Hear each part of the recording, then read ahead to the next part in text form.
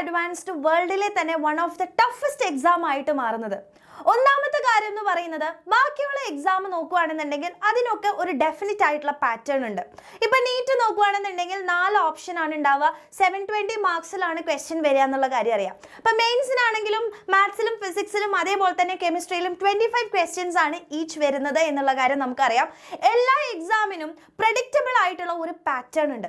പക്ഷേ JEE advanced നോക്കുകയാണെന്നുണ്ടെങ്കിൽ അതിന് പ്രോപ്പർ ആയിട്ടുള്ള ഒരു പാറ്റേൺ ഇല്ല.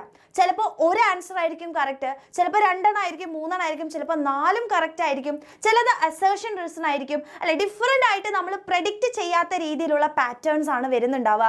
അതേപോലെ തന്നെ ഓരോ വർഷവും അതിൻ്റെ എങ്ങനെയാണ് ചോദിക്കുന്നത് എന്നുള്ള കാര്യം വളരെയധികം ഡിഫറെൻ്റ് ആയിട്ടാണ് വരിക.